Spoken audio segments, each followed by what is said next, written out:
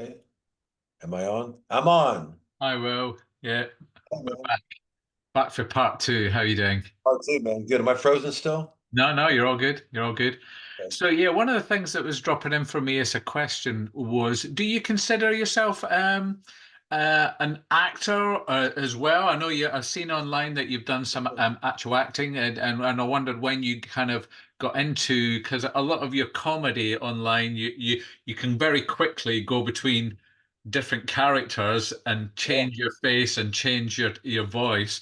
So I just Yeah. wonder what your connection with acting is, or would you consider that's partly what you do, or Oh, I love acting. Absolutely. yeah, Yeah. I did. Yeah, I did. I've done, some acting. I did a few commercials in New York years ago and some voiceover work out here. I played Mephisto in Faust last year at the Canterbury Shakespeare yeah, I Festival, saw that, yeah, and that was fun. That was the role I wanted to because I wanted to play the devil, right, and it was yeah, no, there's something about voices and characters I find very safe, and I had an abusive childhood, wah, wah, wah. But I did find that you could like kind of get out of it by retreating in your mind to just being somebody else for a long stretch of time, and it's like you weren't there. It's like it's a trick. I mean, okay, some of the psychiatrists who don't like joy might say that I was avoiding something, and I probably was, but it created a huge chrysalis of characters. yeah, But yeah, I definitely consider myself an actor, and I would like to do more of it. yeah, Last summer with the Shakespeare Festival was first time in ages where I'd been in a play, and what I really loved about that was being with other. I did miss being with other people. Where I've always I always wanted to be part of a sketch troupe, but I never could find anybody that I gelled with right, to bounce ideas off of. And like Python, I always envied Python because they had each one had five other people to toss things around with, and but being in a cast last year was a lot of fun. nice. The idea of everybody having, and I kind of feel that a little bit with this band I just joined too, because Mm. I've not done music in ages, but the idea of this is my place on the stage, and you jump in with the bass line here, and Yeah, yeah, yeah. So I guess there is part of me that a lot of what I've done over the years has been solo, as you say, switching rapidly between characters and doing 40, 50 characters in one show, and yeah. sometimes with lifespans of 90 seconds and then moving on. But yeah, I love Sure. that. And when I was watching some of your back catalogue of stuff, there was a time when you were doing a stand-up character, Sarah, on stage. Mm. Um, And there was some comments I saw on some videos of this saying that you were effectively trolling people and you were effectively being Yeah. very what's the phrase? Very straight faced and your poker face, and you were just in a particular comic role, and you were kind of fooling people quite well.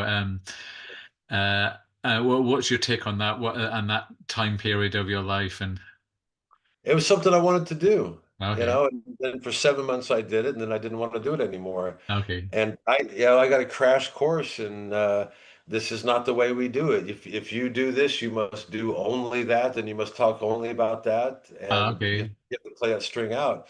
And after 7 months, I didn't want to do it anymore. And then, that's you do things because you either want to do them or not to do them, and you don't realize that, like, no, this is the world we live in now. Is they want to go, okay, you're this. right, And so on one side, I had the Guardian showering me with love. Celebrities were popping up out of the blue to wish me luck on my journey. And then at the end of those 7 months, it was like, you liar, you troll. I was okay, called horrible, horrible stuff. okay, This is not a choice, and that dreadful word choice, which people really seem to hate. This is not a choice. Nobody chooses this way. And okay. then and I was always saying, I'm of the Lou Reed school. Like, yeah, I do this because I want to do it. I don't want to do it. So if you got a problem Okay. with it, Right. and but yeah, so it's something I want to do. But at the same time, when I went to Edinburgh that year, I think people expect that to be the only thing you talk about, and it wasn't. And I had tons of other. So basically, I was doing what I'd always done comedically. I Yeah. was just wearing a skirt and a wig while I did it. Right. And then, but yeah, it's sad to be. I mean, I'm really obsessed about this particular topic because there's a lot of people now, they'll go to a comedy coach or I want to get into comedy. I don't know what to say. I don't know what to talk about. And they'll say, oh, you're half Mexican. Talk about that. And Right, then it's this parade of this is me, me, me. So if I was going to do that, I'd say I'm a tall guy from Missouri living in England, and boy, we Americans sure are stupid. We read the Bible and shoot guns, right, and it's an easy thing. But I never understood why you would want to get into comedy if you didn't already have something to talk about. And so I thought it would be great. Somebody dresses up as a woman, and then you get all these people coming to the show expecting to hear this brave tale about their personal journey and all that, and you don't even mention it. yeah, And I think that's the ultimate way because it exposes the hypocrisy of audiences yeah, who think that they're really good people. Like I'm going to go see this, XYZ disabled person or transgender person, because I'm a good person. And then they go there and they don't get the show that they expected. And they go, wait just a second. I wanted to hear you go on and on about your gender identity. yeah, I want yeah, my money back. yeah.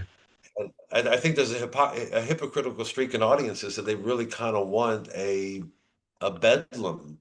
Let's visit the madhouse, let's visit the circus, so we can all pat ourselves on the back and say, "I'm a wonderful person." And I think comedy should be about upending expectations. So when I was wearing the skirt and the wig, people were expecting me to, do a big weepy show about that, and I wasn't. I was still attacking outwards and satirically. I wonder if that's in part because of their attachments to just concepts of man and women, and because Yeah, you were saying you were switching, they were going, okay, well, you've got to then, therefore, they're projecting all these other attachments onto that yeah, character, so to speak, that you were doing at the time. I think so. Yeah, and Yeah, it's funny to see that as the years have gone on that people really have lost their minds over this issue. That you'll have one side that says, like they'll take the most extreme examples of, men should perform in women's gymnastics or whatever, and then you got this other side that is pretending that it's this feminist issue that, this is men. It's very funny that you get some men and they say like, I'm defending women and children and women and young girls, when in reality is one of the most anti-feminist thing you can say. Like I need to leave it up to the men to take care of the women and girls, and I'm not, instead of talking about I don't know, the bullies in the police department or just regular chauvinistic attitudes or regular domestic abuse. They go after men who dress up as women, and it's a very stock comedic trope, I think, for people that it's easy. It's like a low hanging fruit. But I learned a lot in those 7 months about expect. I had people come out of the woodwork. Curtis Brown Publishers wanted to know if I wanted to write a book. The BBC came sniffing around again after, since the first when I first came to this country, the BBC was wanting to know, do you have any ideas? And they didn't like any of the ones I had. So like I hadn't heard from them in years, and all of a sudden I put on the skirt and the dress, and they wow, want to know if I've got any sitcom ideas. All of a sudden, they didn't like them wow. because none of them had to do with me wearing a skirt and a dress. But Uh-huh. it showed the superficial. That there's a lot of superficial that calls itself diversity, and it's not diversity. It's it's a freak show. They want a freak show. They want an identity parade. Yeah, I guess But they just want something that they can perhaps use for a broader agenda, and perhaps at that point in time, yeah. you look like you might fit it, and they're therefore, And I uh, must be honest, sometimes I wished I did have that, or I did lack that I could yeah, say, just fake it, write the book about, my personal journey, and then, because that's where the money is. See, I may go where the art is, but where the direction of the art is never these days where the money is. It's yeah, like, oh God, if I'd only sold out there, if I could have kept that wig on, or on the other hand, if I would have just kept up this stupid political stuff with Comedy Unleashed, like, yeah, yeah, yeah, you can't say anything nowadays, isn't it horrible? Then I could have had money that way. But it's at the end of the rainbow, and all of these, whether you're left, whether you're fake right, fake left, because they're not real anymore. But whatever direction you're coming from, it's all about career and money. yeah, It's not about if you're doing anything on an individual eccentric yeah, level, it's hard to turn that into money yeah. nowadays. And, They say, well, and it's a what's the catch? system.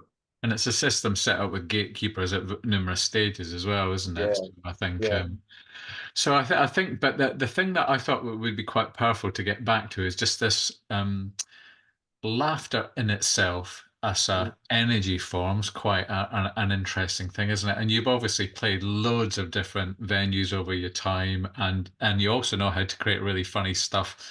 And it was lovely here when you were talking about how you created Baby Reindeer. It almost sounded like you were improvising it as you went along. You were just stream yeah, of consciousness kind of flow, which yeah. um, interested me. But there's something magical about human beings laughing, isn't there? Oh, And yeah, that yeah, that ability to get people in a room collectively all laughing, or even if they're just sitting watching something at home. But there's something really beautifully powerful about that that's difficult to, I suppose, to logically necessarily rationalize, isn't it? And yeah, there's something quite magical at play in that art form of creation, I think. Like everybody can remember laughing with somebody or laughing at a favorite scene of a movie or yeah, and it's very powerful. And I'm sure it's something.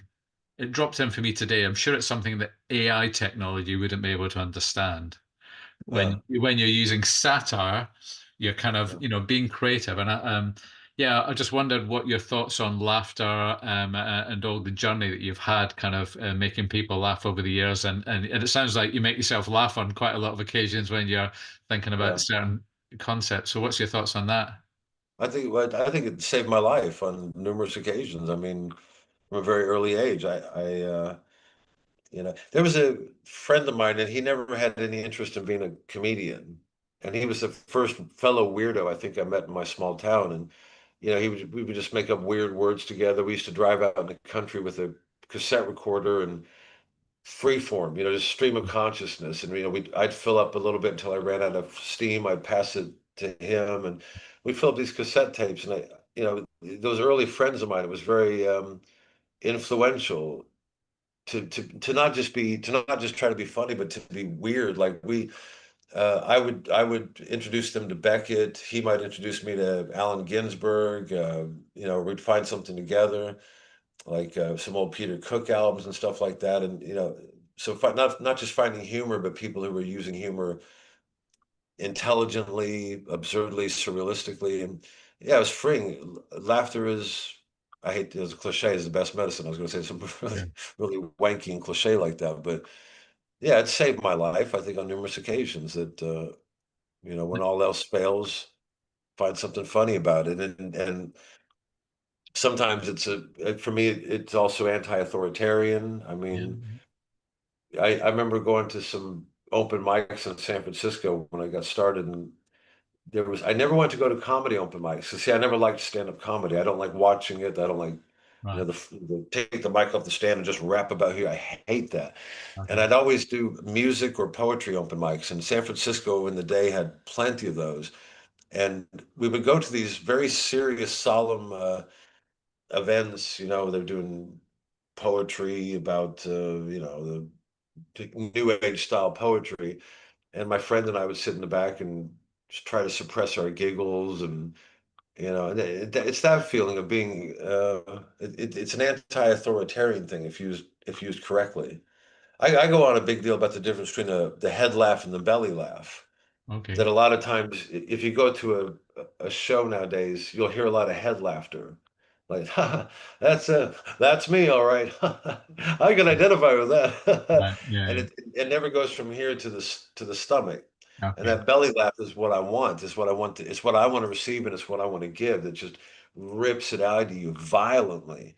It's a violent thing, and that was always the laughter I wanted to go for. I wanted to just so in lieu of that, if I can't have the laughter, I still have that violent impulse.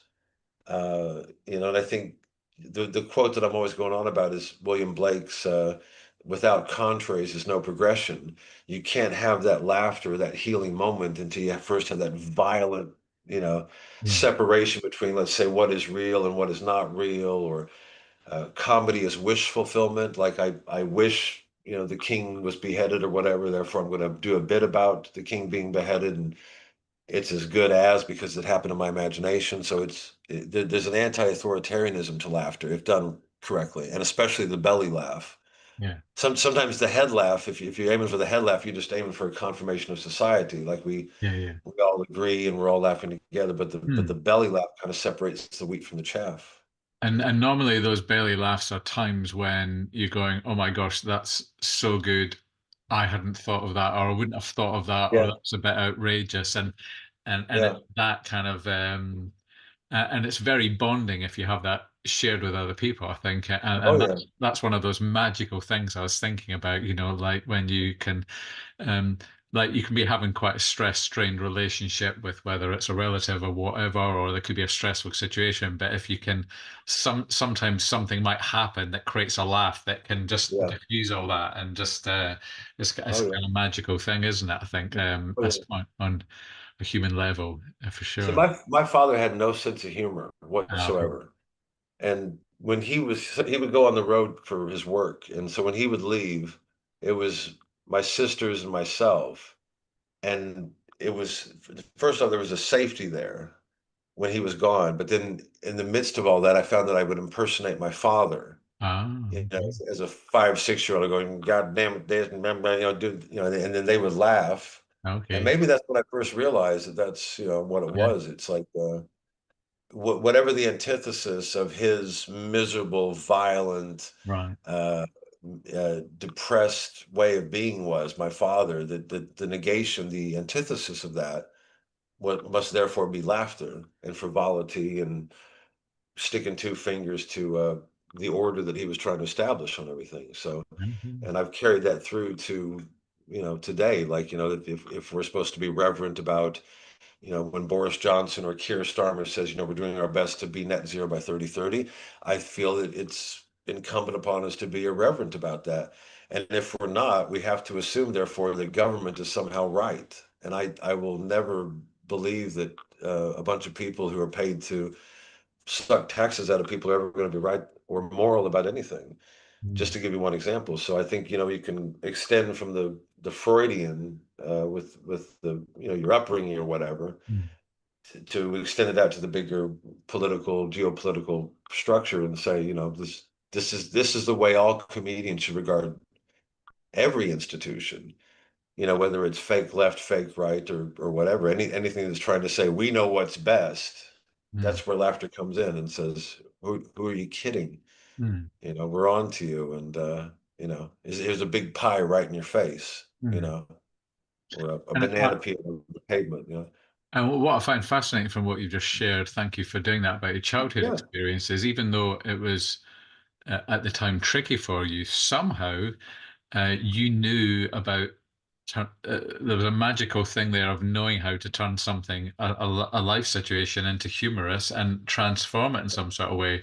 Who knows whether you perhaps I wonder where do you think that came from? Do you think that was just a natural human instinct as a child? It's quite a clever thing to do at a young age. I'd probably say I'd probably say TV. My older sisters, for one, I had sisters about 10 years older than me, and we would watch TV. And it's not. I've revisited these since then, but the early episodes of Saturday Night Live would have Ah, been on okay. TV when I was 5 or 6. Right. I've seen them now. They're horrible. I mean, they really are Okay. dreadful. The sketches are too long. But Okay. for a child, I think there was something about seeing adults wearing silly costumes, Yeah. hearing people applaud and laugh, Yeah. theme music, and being on this television, that I thought that's got to be better than what I'm going through now. And so I think, Yeah. that, and then also my oldest sister in particular was very much a rebel when it came to, what she would put up with from my father. And so I look at her and, say, okay, so that's one of the ways is to sarcasm in irreverence. I mean, especially, if the death, I built this house. So, under the pretext that I can therefore do whatever I want to you, or, Mhm. be belligerent and violent like that. It was in comedy was a way of saying, I don't really care, Yeah. or I'm going to get you in the end somehow. I'm going to, come out better than you because I have a smile on my face, or, Yeah, or also some sort of solidarity very quickly with your sister to like oh yeah, connect both your experiences and to, yeah, in some ways, there's something joyfully and powerful about yourself as a child making a yeah, joke about that with someone else who feels the same way because whilst someone's trying to control, you're empowering yourself because you're both saying we're above this, we can mock this, and we Yeah, can look at it from a higher state of consciousness or being. So it's yeah, there's loads of layers to it, I think, isn't there? It's quite yeah, fascinating. Yeah, yeah, yeah. And I think one thing with because we do have a lot of trauma comedy now, and that's what Baby Reindeer Part Two was satirizing was yeah, this that people they really want trauma, and a lot of the people that I admire over the years, they had a traumatic upbringing, but it went through a chrysalis. It went through some sort of chrysalis where instead of going on stage and saying I'm yeah, traumatized and this and that, they did something with it and they became characters or they became actors or musicians or whatever. And then maybe when they're 70 or 80 years old, then they write their autobiography and you go, oh my God, I never knew the guy was abused. okay, And now I think people because they have nothing to say or because the internet encourages anybody to do comedy, right? This means you never have to stop. You can always get on TikTok and do another voice. yeah, And people now they want to skip that. They want to skip the chrysalis and go right to I had this trauma, or even worse, they go I have to make up a trauma or make a bigger deal out of something that wasn't really traumatic, so I can talk about something on stage. right, Whereas, if you look at, Richard Pryor, I always go back to, he was a guy who had a very, very horrible childhood. mm, And then he comes out with all of these characters and types that he would have met along the way that aren't him, yeah, but stem from that place of hurt. yeah, But instead of going on and going hurt, hurt, hurt, hurt, hurt, it's just he made something beautiful out of it. mm, And I think that's what it was for me. It was like I'm going to go somewhere like a big city and try to do something with this, but you know, my dad would make his way into my characters, but never by name. Always, like a certain type who might have a character who would get laughs for not having a sense of humor. For example, a football coach who would say absurd things like, "I want you to give 110% of yourself. I want you to give 458% of yourself. I want you to divide yourself into five people. Four give 100%, one give 58%," and never being able to laugh at the nonsense that he was saying. And so as the crowd would laugh at these things, but the character was very serious, and he didn't like it when people laughed, and that would make the audience laugh more. yeah. So the trauma becomes something else now instead of the be all and end all. And then maybe when I'm 80, I'll write that book about how hard I had it as a child. Yeah. But I think yeah, I think if it can lead to a chrysalis, it's a good thing. That the art comes out of that. Well, yeah, and I think art can be transformative. There can be certain pieces that might stick with you forever, that might be hugely influential. And so that's why I want to get in touch with you because I think your commitment to still creating some fantastic, brave pieces of art that are funny, that are topical, that really get you thinking, I think is fantastic. I hope you kind of keep creating, I think, and I hope you get a bigger audience. You certainly deserve it.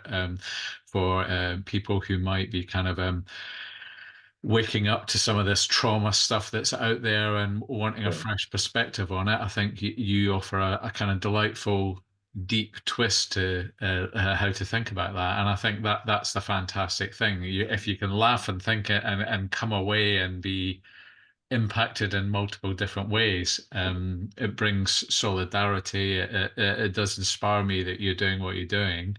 Yeah. And I thought it was a very brave piece. So the Anthony Burgess thing, you kind of got to the last six, and then it went to somebody else, did it? Oh yeah, it was tough. It was Yeah. really weird too because they set it up to where you got invited to the do with the what do you call them? Oh, what's that word? Not hors d'oeuvres, Okay. canapes. Yeah. Yes, Yeah. Okay. I don't do this a lot. Yeah, we got Okay. canapes and free wine, Right. and step by step. First off, I totally forgot I wrote it. So that Okay. I got an email saying you've been longlisted. So oh, that's cool. And Yeah. then I was shortlisted. And I thought, well, that's great because you get a month to just prepare for the. All you got to do is show up in London Yeah. uh, on a certain date, and you get there. And then once you're there, you're like, oh Yeah. my God, they could not call my name. That's a possibility too Right. because the top prize was 3 grand. I was like, oh Christ, I wanted that so bad. Right. But it's an honor. It's an honor to have Yeah. been. Associated with a great writer. Yeah, Yeah. his writings I commend to anybody. I mean, Yeah. one of the greatest things to come out of it was reconnecting with what a great writer Anthony Burgess was. And here's somebody who has an amazing sense of humor. My girlfriend, for my birthday, she got me a Burgess book I hadn't read yet, and I just started it a couple of days ago. And there's a bit where William Shakespeare is, the King James wanted the new Bible written in the early 1600s. So Mhm. the King James of this country commissioned a rewrite of the Bible Okay. from some new translators. And there's a scene where he has Ben Jonson makes a pitch to William Shakespeare, and William Shakespeare says, "Is there any money in this?" And I think that's a hilarious, very erudite, hilarious level of humor to suggest that William Shakespeare is asking, "Is there any money in this whole Bible thing?" It's brilliant. It's Yeah. brilliant, but it's also moral. There's a moral to that Yeah. kind of Yeah. comment, like, does anybody do anything because it's free? And Yeah. but I like the idea of everybody saying, like, who they're going to get him to translate the Bible? They should ask me. I'm William Shakespeare. I should be translating the Bible. I'm the word man, you know. And so, that's he's somebody I would look to and say that's the kind of humor I want to see, like whether it's on stage or on the screen, or Yeah. the kind that presumes that people have intelligence. And I still have that. I think we're naturally, I think human beings have it in them to be. You don't need to go to Oxford to be smart. That's a myth that this country's perpetuated Sure. Yeah. forever. You have to go to Oxford and Cambridge to be respected, and that's not true. In Yeah. fact, it's often quite the opposite. But Yeah. it's sick that institutions like that start selling people things like artificial intelligence, and next thing you know, children are sold this idea that they're never enough unless they've got some device, and it's not true. I love the idea of kids cracking open books and getting lost, and Yeah. or doing voices or putting on little weird plays of their own, Yeah. For sure. Yeah. and Yeah. I hope we can return to that. I'm the thing that I'm hoping for now is some kind of stock market crash again, and we Okay. go into a depression, and then everybody who knows how to live off of devices will succeed and inherit the earth. But who knows? I don't know. But wishful thinking. Well, I mean, it's certainly a great accolade to your creative work that you got shortlisted, and the power of your word and the power of your thought. Um, and fingers crossed that will. So is that the piece that's on your website, the written piece? Yeah, have you read it? Yeah, I've read that. Yeah, I'll put a link Yeah. to the in the video so people can check it Oh, out. that'd be great. Yeah, Yeah, yeah, yeah, yeah. Um, yeah, that's the piece. Yeah. yeah, So it's funny. Yes, 800-word limit, and I think it was 3,500 was my first rough draft, and yeah, I got so much to say about this horrible show, yeah. and it was funny. I think part of the appeal was that I had a different opinion, and Right. they mentioned it at the ceremony when they were going through the nominees, Yeah. and they said that the guy he had a contrary opinion Right. because it overwhelmingly got the series overwhelmingly got accolades, and I thought, but see, I like that challenge. I don't like it when things are too easy. I could go out there and write Trump jokes, and in San Francisco, I was getting my start when George Bush Jr. was doing all of his nonsense, and every comedian. It was as far as I saw, it was covered. I wasn't a fan of George Bush, obviously, but it was covered.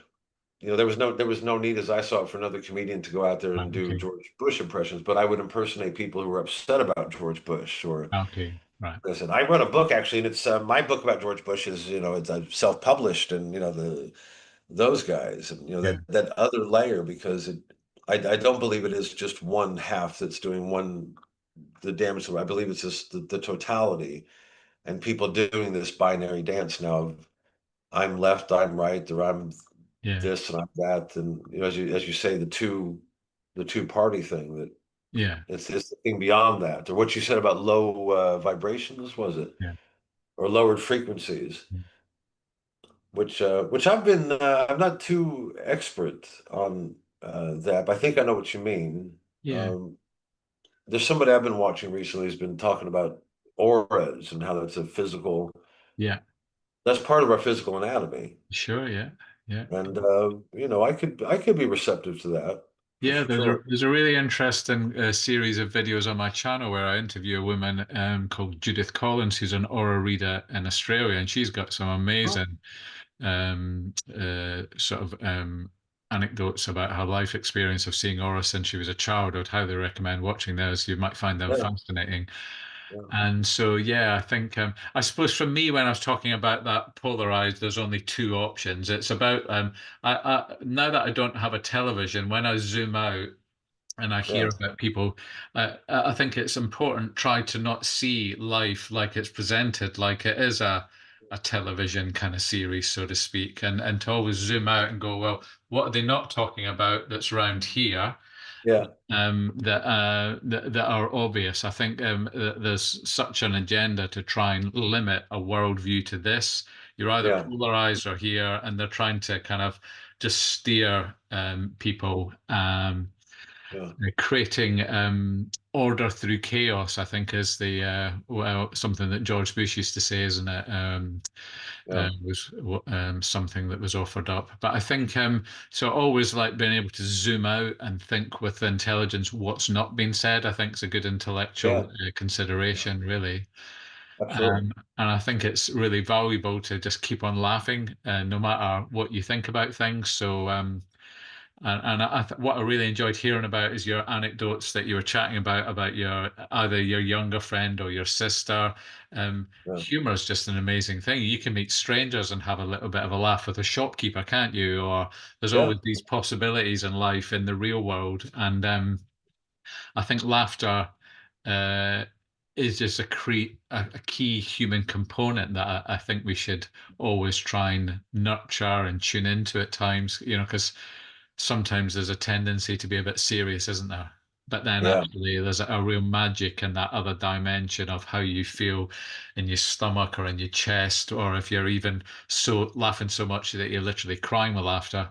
There's a few times Yeah. when I was listening to Baby Reindeer, I was in the car and I was like literally going, "Oh my God, wow, that was a line and a half." There's a couple of times where you just like, I'm really you, glad to hear that. Yeah, yeah, it's a really glad to, I mean, I love making those things. I've got tons of those albums from over the years, and yeah, but I used to have this when I was doing the live gigs. It was this nice balance. It was like, I might be on the road for a few days, and then I'd come back, and okay, now I'm gonna do something in the studio. yeah, I've had to do more of the studio thing because of the venues and all of that, and being uh-huh, on the out with the circuit. But you know, I'm probably going to force myself to make more. And just because when I'm in the middle of a project, I wouldn't say ebullient and happy all the time, but it's something like my faith comes out in my art, and I always had faith in my. yeah, It may not make me rich. I might not ever be understood or whatever, but as I'm making it, it's kind of like being in touch with my instincts. yeah, Like, I've been kind of every now and then I'll have these thoughts here in July, like that's it, I'm all washed up or something like that. I said, wait, so you just did this back in May.